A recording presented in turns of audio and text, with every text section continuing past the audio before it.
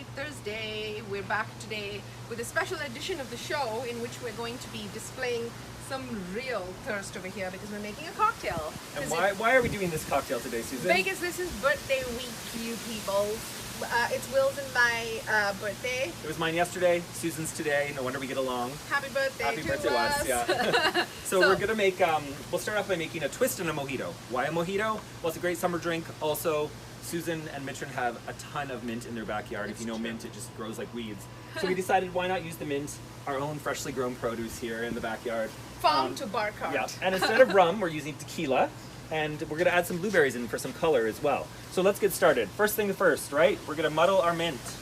So I'd say go heavy on the mint so you get the nice flavor in there. I've already put a little bit of simple syrup in so we can, it's easier to muddle, I find.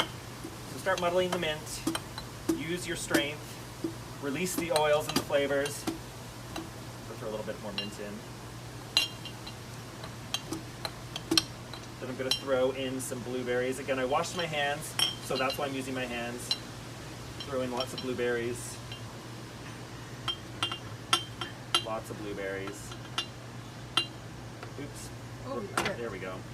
Muddle, muddle, muddle. Okay.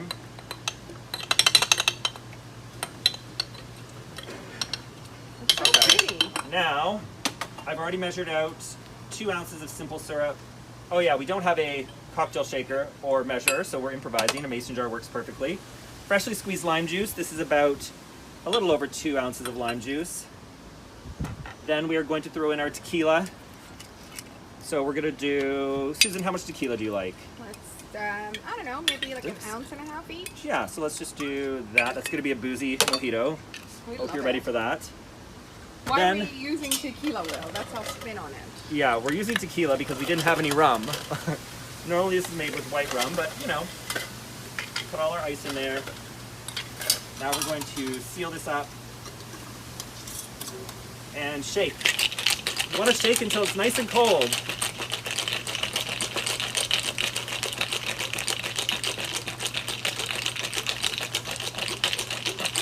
Okay, that's enough shaking. That's so pretty. Right? I like the color of it. Oh, we don't have our soda. Oh well.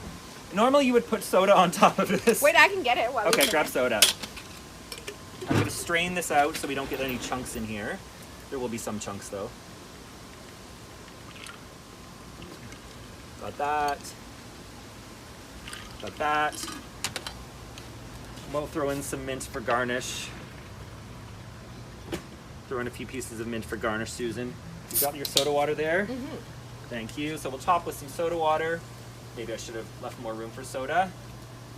And we'll throw in maybe a couple blueberries here and there. This is so pretty. And there's our birthday mojito with tequila. I hope it's not too strong. Well, cheers, Will. Cheers, happy birthday.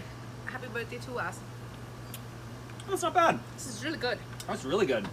So let's get into the topics of the day. Yeah. So we'll start with obviously this is the 4 p.m. report after show. So this week's episode of the 4 a.m. report was an interesting topic. We find ourselves sort of drawn more and more to like the diversity, equity, inclusivity conversations in the communications world, and this is one more sort of angle to it. So today we're talking about discrimination and sort of like not offering mainstream sort of opportunities to older adults. Yeah. So we spoke with Charlene Nadalin. She created a platform called Amintro, A-M-I-N-T-R-O. It's a platform where older Canadians can go on, and it helps combat social isolation. It matches you with people of similar interests in your area with the goal of eventually meeting. It really does tackle that issue that older Canadians have faced in Canada for a long time, social isolation. And it came about because she was beginning to get a little worried about her mother into her 70s and her friend group was dwindling. So it's a really cool app. We really had a great conversation about discrimination against older Canadians. So you should check out that episode of the 4 a.m. report. It was just out earlier today. Yeah, I loved especially where we were talking about social isolation now becoming a mainstream problem because of COVID, and we all understand what that feels like a little bit. Yeah. But you know, for many people, this is their reality, and this is kind of awesome, the platform.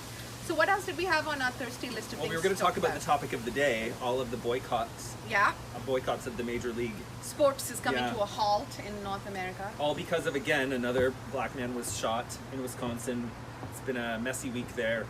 And yeah, the sports teams that started with the NBA. The NBA started, I think 6 or 7 teams have, they dropped out of it and said they wouldn't play. The players themselves are leading the charge on Yeah, this. it's the players, not the owners, yeah. Yeah, so that's, I think that led to more people sort of asking the question. The Blue Jays are in discussion to see what happens next. I think Yeah, it's spread to all of the Major League teams, and Yeah. tennis is even postponing Yeah. their matches, and the NHL got a little flack last night because they went ahead with all games as planned. They did a moment of silence, but people are saying the NHL loves to stay silent. I don't really follow the NHL, so I don't know, but people are calling out. they want a stand to be Yeah. taken, right? So this is interesting. To me, it's especially amusing because I'm like, let's watch out for the ads next week.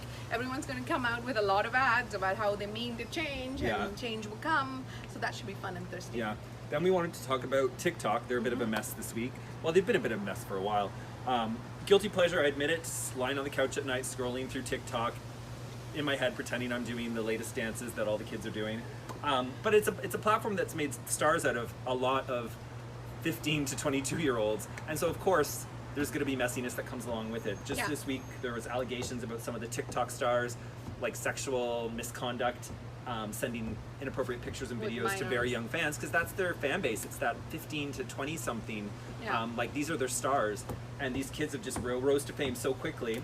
Some of them live in frat houses together, TikTok creation houses together. Oh, wow. So that's all messy. That's been out in the news. Plus, Wired just did a story about how TikTok is silencing black creators, and how, you know, a lot of the TikTok stars are these white kids who appropriate hip hop and rip lines that are said by black people and then lip sync the phrases Yeah. in a funny way. So there's a lot of criticism about that. TikTok's so white. And then just today, the CEO, the U.S. CEO of TikTok resigned just amid right? all that political turmoil that's been going on with Trump and TikTok in China. And yeah, it's been a So it's going to be interesting to Crazy see week. whether Reels is going to step up and fill this gap.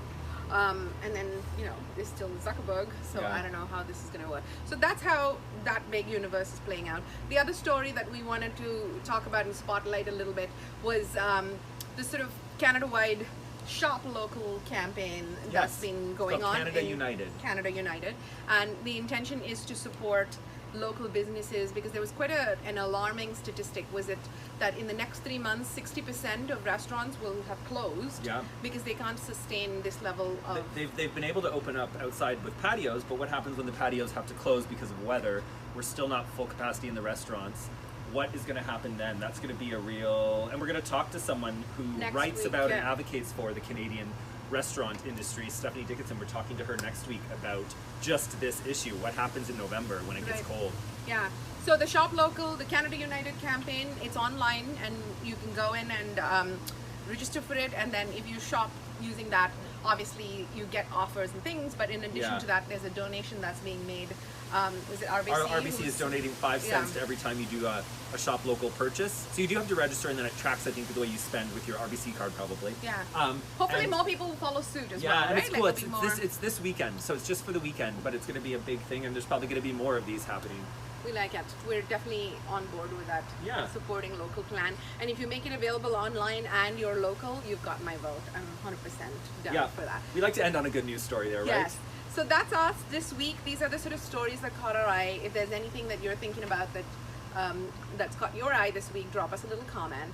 And cheers. Try my recipe. It's actually quite good. It is I really wasn't good. sure it was going to work out. It's pretty true.